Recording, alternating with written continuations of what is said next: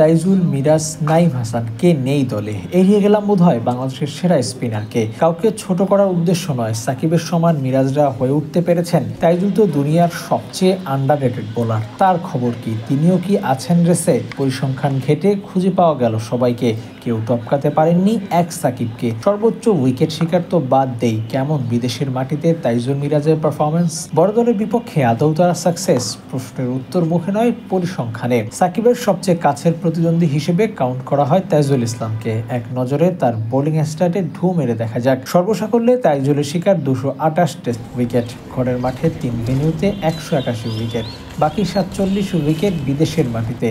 মজার ব্যাপার এখানেই, এই 47 উইকেট শিকার করতে তাইজুলকে খরচ করতে হয়েছে 26 ইনিংস, আর এই 26 ইনিংসে গড়ে প্রতি 45 রান দিয়ে শিকার করেছেন একটি উইকেট। বিদেশের মাটিতে 3টি উইকেট শিকার করতে তাইজুলকে খরচ করতে হয়েছে 137 রান। টেস্ট ক্রিকেটে 137 রান কনসিড করতে হলে কত ওভার বোলিং করতে হয় সেটিও ঠাহর করে নিন।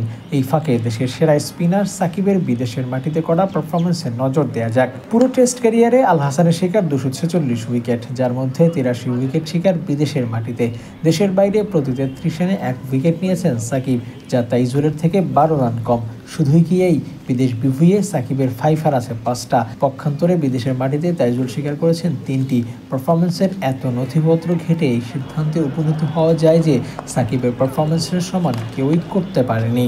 মিরাজকে কন্টেস্টে এনে খুব একটা লাভ নেই, তিনিও সাকিব সমপরিমাণ নয়। হয়তো ভবিষ্যতে সাকিবকে উইকেট সংগ্রহের তালিকায় পেছনে ফেলে যাবেন মিরাজ তাইজুলরা, কিন্তু বিদেশের মাটিতে গুরুত্বপূর্ণ ম্যাচে টাফ কন্ডিশনে তাইজুল মিরাজরা সাকিবকে টপকে যেতে পারবেন না। অভিশাপ নয়, পূর্ববর্তী রেকর্ডসের আভাসে বলা। খুব বেশি পরিবর্তন না হলে এভাবেই চলবে।